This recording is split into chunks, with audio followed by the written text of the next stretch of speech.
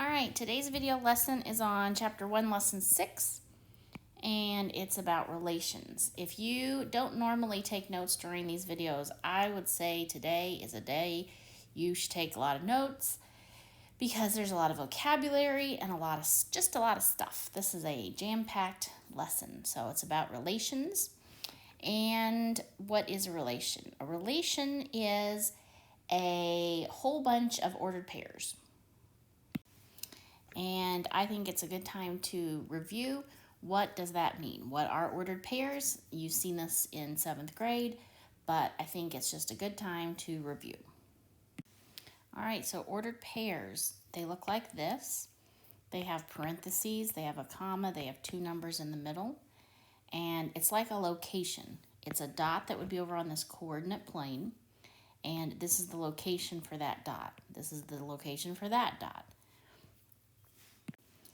The first number in each of these parentheses is always our X number, and the second number is our Y number. So let's come over here and label, this is the X axis, and this guy up here is my Y axis.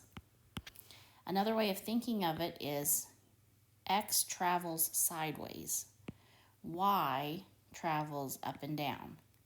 So I'm going to go horizontal, then vertical, sideways, then up or down, sideways, then up or down, sideways, then up or down. I always start right here in the center. Remember that was called the origin. And so let's graph these dots. Purple would be at 2, 4. So I'm going to go sideways 2 and up 1, 2, 3, 4. And there's my dot. So I went sideways 2, up 4, there's my purple dot. Blue dot is going to go 3, -1. 3, -1. So I went sideways first, sideways 1, 2, 3. Negative means I go down, -1. Yellow would be sideways to -5, 1, 2, 3, 4, 5, and then down 3, 1, 2, 3. Yellow would be right there. So a negative number, first number tells me to go sideways in the negative direction. My second number tells me to go down in the negative direction. All right, finally pink. Pink tells me to go right 1 and down 1. Right 1 and down 1. So we need to be able to graph ordered pairs because relations just mean we have lots of ordered pairs. When we have lots of them all together, this whole set, this is a set. When we have a set of ordered pairs, we have a relation. All right, this points out that we have different ways of showing the same relation. We can show the relation as ordered pairs. We can show the relation as the graph. So we just practiced those two. Here's another option. We can show the relation as a table of values. So you have an X and a Y. Do you see how these match the ordered pairs? 1, 2, -2, 4, -2, 4. The final option is a map. So it's like a box. I don't really care if they're rounded corners or not, but math books always make rounded corners. It has the words domain and range, which, hint, hint, domain is fancy for X, and range is fancy for Y. Let's write that one down because that is super duper important for getting a good grade on today's homework. Domain is another name for X. Range is another name for Y. So let's look at this whole thing again. Ordered pairs, table, graph, and mapping are 4 different ways of explaining the same set of numbers. I can have the numbers as ordered pairs, I can have the numbers as a table, I can have the numbers as a graph, and they can ask me the domain and range. Over here also, I should mention this. They have these arrows that point from 1 over to 2. So when you're doing your homework, you want to make sure you have those same arrows. All right, so here's what the book will have you do for homework. They will give you the ordered pairs. So remember we had 4 different options on how to represent the same data. they're going to give us one of the options. So they're going to give us the ordered pair. Then they want the other three. Express this data as a table, as a graph, and as a mapping. So they've given us one, they want the other three. All right, so I've got it all set up. I'm ready to do my table, I'm ready to graph it, and I'm ready to do these boxes that have arrows in between them. Make sure you write the word domain and range at the top. All right, so here we go. I'm going to put -4, 2, 0, 5, -2, 3, 2, 2. I'm done. That's my table. There we go. As long as I remember that each of the first people are my X's and the second people are my Y's. X, Y, alphabetical order. Then for my picture, I need -4, 1, 2, 3, 4, +2 would be right there. Over 0, up 5, 1, 2, 3, 4, 5. Left 2, up 3, 1, 2, 3. Positive over to the right 2, up 2. There's my picture, my graph. Sorry, I shouldn't say picture, I should say graph. So I have my table, I have my graph. Now I need my mapping. So my mapping is very similar to the table.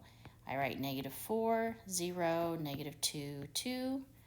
Over my range, I write 2, 5, 3, 2, and then I draw arrows. So that's what you'll need to do for your homework. All right, then the directions in the book will say, determine the domain and range of the relation. Which you're thinking, I've already determined domain and range of the relation. What else do they want me to do? Well, they just want you to write it in brackets. So they want you to write domain, then they want you to do brackets, and you can do curly Q brackets. You could also do, let me erase this, you could also do squared off brackets, either one. So I think I'll do squared off brackets. All right, brackets, and I write -4, 0, -2, 2, and I write range, brackets, 2, 5, 3, and 2. So this would be like a 2-part, 5-part question, I don't know. But the first set of directions would be this yellow sentence. Here's your 3 answers. Part B is going to be this yellow sentence, and here's your answers. All right, our next subcategory on this relations lesson is independent and dependent variables. So I always think of it as this sentence. If I can write this sentence, I can figure out which one is independent, which one is dependent. If I can put a word here and say this word depends on this word, then I know this column is going to be my dependent variable. This guy over here will be independent variable. For example, the cost of dinner, if I'm going to go out to a restaurant, depends on the number of people eating. The cost at the very end of the meal is going to depend on, did 2 people go eating, 3 people, 4 people? Obviously, we would have a few other things it depends on, but basically, the cost of dinner, the more people that are eating, the higher the cost is going to be. Another example would be the bill for tuition. Like Our Lady of Mount Carmel might send your parents a bill for tuition. It depends on how many children they send to school. Are 2 children attending, 3 children attending, 4 children? Your bill depends on the number of children. Another example could be the height of the James River depends on how much rain we get. The height depends on the amount of rain. My final example is distance and time. If you're on a road trip, how long you go, how long you've been on the road trip depends on how long you've been in the car. So I should say the distance you've traveled depends on how long you've been in the car. Distance depends on time. So what I was saying earlier is that this whole section right here, those are dependent variables. This whole section here, those are independent variables. Another way of looking at it is that the range are dependent variables and the range is what would go over here on the y-axis. The domain would be independent variables, and if you would graph it along the x-axis, it would be an independent variable. Let's look at a graph and use this first example.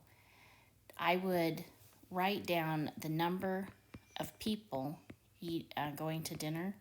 So I might have 1, 2, 3, and then the cost of the dinner would go over here, and the other way around would seem funny.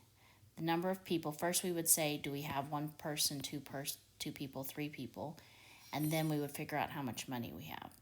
So if they give you a situation on your homework and you have to decide independent or dependent, you could either see if you could figure out this sentence, because the other way around doesn't make any sense. The number of people eating doesn't depend on the cost of dinner.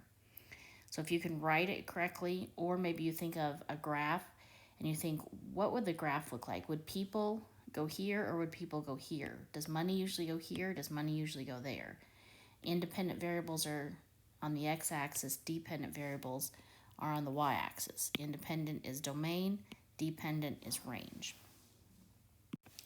All right, our last part of the lesson is analyzing graphs of relations. So in the last example, I said that your distance depends on how long you've been traveling. What if the picture looked like this? It went up, and then it went flat, and then it went up again. The book is going to want you to explain this bike ride. What is happening as this person is biking? Pause. See if you can answer this question before I start telling you the answer. All right, so here's the interpretation. This piece of the graph means that the person was riding their bike. Doesn't mean they were riding uphill or downhill, they're just riding their bike. They're going at a nice, steady speed. Just time is going do-do-do-do-do, and distance is going do-do-do-do-do, so that means that they're riding their bike, and time is passing, and they're getting further down the road. The flat part, that means that time is moving on, but the distance isn't changing. So and notice that these graphs will never have any scales or any numbers on the side. So we don't know exactly. It's just we're just interpreting it. So maybe they rode for 2 or 3 minutes and they got how many ever feet that would be.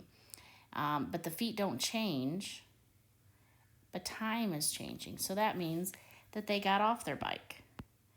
Maybe they decided to, their cell phone was ringing, or they were at a stop sign. Maybe they were at a stop sign. They were waiting to cross the road. But for whatever reason, they were biking. Time keeps moving on, but their bike isn't actually getting any further down the road. And then the last section means they've started riding again. So you're going to have some graphs like that you have to interpret what is happening in each piece. All right, here are your Google Classroom questions for the Google form. Tell me what are the 4 different ways to represent a relation, and make up your own example that's similar to my James River depends on the amount of rain, tuition depends on the amount of children example.